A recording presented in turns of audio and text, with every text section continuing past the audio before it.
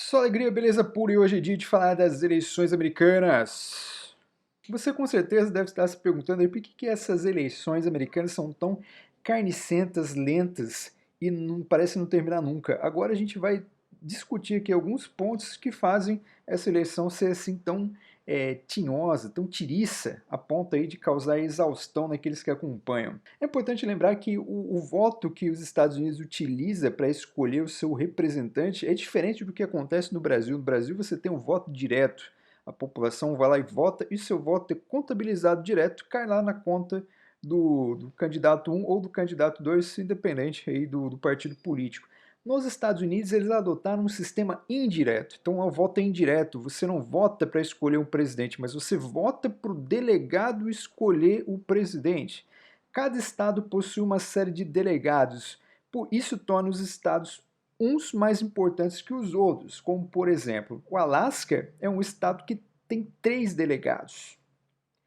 Logo, as pessoas tendem, os candidatos tendem a dar mais importância a grandes centros, como por exemplo a Califórnia. A Califórnia esse ano está com 55 delegados, 53 pela cota populacional e mais 2 aí pelos 2 senadores que a Califórnia tem no Senado. Ou seja, é preferível vencer em um cenário onde você tem 55 votos do que você vencer em um cenário onde você tem apenas 3. Isso causa uma certa desigualdade. Por isso, os candidatos à presidência aí sempre estão procurando espaços como a Califórnia, como a Flórida, a Pensilvânia, que vale 20, se não me engano, vale 20 delegados, o Texas também, que tem um número absurdo. Então, esses são os lugares onde os candidatos fazem mais campanhas. Bom, mas como é que isso funciona? Primeiro que não existe um sistema eleitoral, não tem um tribunal superior eleitoral nos Estados Unidos. Por isso que faz com que aquilo vire uma zona. O Brasil, você pode falar mal do Brasil, o Brasil não sabe um monte de coisa, mas pelo menos organizar uma eleição a gente sabe, a gente tem um órgão que regulamenta tudo. Nos Estados Unidos, cada estado decide até quando vai contabilizar os votos, até quando vai aceitar os votos, então isso torna tudo muito fragmentado. Esse voto indireto ele pode causar uma série de atrocidades, como, por exemplo, o presidente mais votado não ganhar as eleições. Isso aconteceu em 2016. A Hillary teve, acho que, quase 4 milhões a mais do que o candidato Trump e acabou perdendo, porque ela tinha o maior número de votos populares, mas ela não tinha o maior número de votos ali do colegiado, dos delegados. Isso aconteceu também em 2000, na disputa entre Bush e entre o Al Gore. Al Gore também teve aí na casa dos 3, 4 milhões de diferença, ou na verdade 1 milhão, não importa, agora não tenho o número exato, mas ele ganhou ali pelo voto popular, mas ele teve menos colegiado do que o George W. Bush, que acabou levando aí a maior parte dos delegados. Isso acontece também, isso faz também acontecer certas atrocidades, como por exemplo, a Califórnia. Você apurou os votos lá da Califórnia. Vamos supor aqui que o candidato X ganhou com 80% dentro da Califórnia, o outro candidato Y só teve 20%. O candidato X vencedor naquele estado leva os 55 delegados para votar para esse presidente, né? Isso num número absurdo, 80% é uma vitória esmagadora. Se você baixa, por exemplo, o candidato X ganhou por 51 a 49 do candidato Y, o candidato X, mesmo tendo uma vitória apertadinha, ele leva os 55 delegados. Isso na Califórnia, né? Tem lugares, por exemplo, como Maine e Nebraska, em que os delegados são divididos aí proporcionalmente ao número de votos, mas a maior parte esmagadora dos estados, você ganhou por 1%, você leva todos os delegados. Isso promove uma atrocidade, uma vez que se você perdeu por pouco, você não leva nenhum delegado. Então isso gera coisas aí que são caóticas. Ah, mas o delegado ele é obrigado a votar de acordo com o voto popular do estado? Em alguns estados, sim, mas já aconteceu na história dos Estados Unidos, como por exemplo em 2006, em 2016, desculpe, que 7 delegados votaram contra a orientação do Estado, né? Ou seja, o candidato X ganhou naquele Estado, mas os delegados decidiram optar por votar contra. Isso é uma coisa que é rara de acontecer, né? Até porque o delegado ele tem que ter muito, daí ele tem que ter uma coragem muito grande de contrariar o voto do Estado. Imagina a pressão que ele vai sofrer. Mas na história dos Estados Unidos nunca houve uma eleição aí definida por um voto infiel de um delegado, né? Então pode acontecer, mas isso não tende a resolver aí a eleição. Pô, mas quem escolhe os delegados? Os delegados são escolhidos pelos próprios partidos políticos dentro das regras de cada estado. Ó, para você ver como que esse processo ele é totalmente fragmentado. É por isso que é uma zona muito louca. É por isso que a maior parte das pessoas não entende o que está acontecendo. Então, os próprios partidos políticos ali, eles escolhem os delegados de acordo com os critérios dos estados ali, certo? Tirando ainda o fato de que os americanos têm que contar lá, os coitados lá que trabalham ali no processo de conta, têm que contar cédula por cédula. Hoje ainda, em 2020, teve um problema maior que a maior quantidade dos votos, quer dizer, uma grande parte dos votos foram enviados pelos correios e não puderam ser contabilizados antes. Então estão sendo contabilizados depois, dando margem a discursos aí de que há fraude, etc. e por aí vai. Todos esses mimimis aí da vida.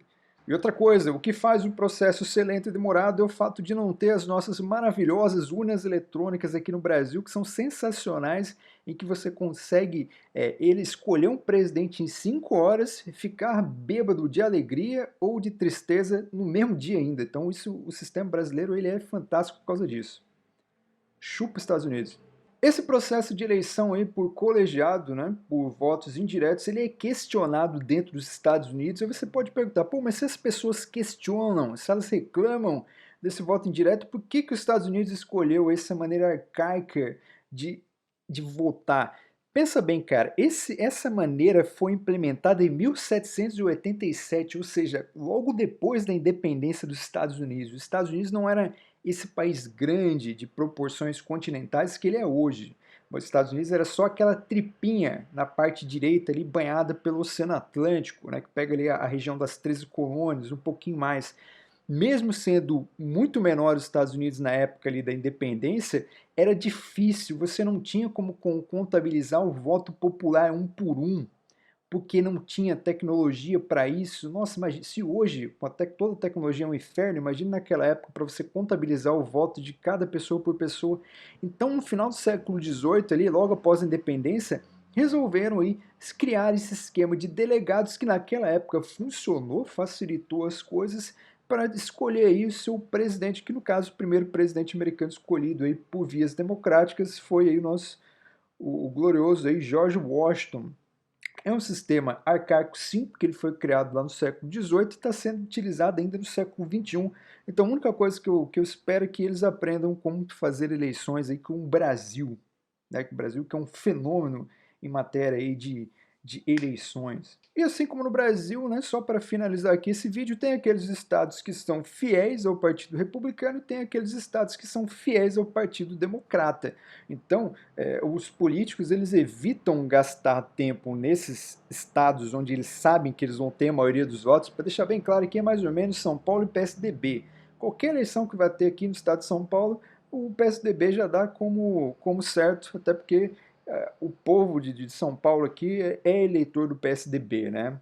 Ainda mais no interior, né? Na cidade nem tanto, na cidade de São Paulo até consegue votar em um presidente de partido diferente aí. Isso não é muito raro, isso acontece com uma certa frequência, mas o estado de São Paulo, o interior, a gente sabe que ele é bem conservador, ele vota no PSDB. Então, tem estados nos Estados Unidos que são democratas, tem estados que são republicanos, então eles lutam por aqueles estados que são os famosos pêndulos, que eles chamam de swings states, né, que são os estados pêndulos, que são aqueles estados que podem ir de uma região a outra, variando de acordo aí com a tendência política atual. Seria no caso o Rio de Janeiro. O Rio de Janeiro é um estado pêndulo no Brasil, é um estado que, de acordo com o tempo, ele pode votar num político mais progressista de esquerda ou pode votar num candidato mais conservador de direita. Né? O São Paulo não é assim, São Paulo é fechado, né? PSDB.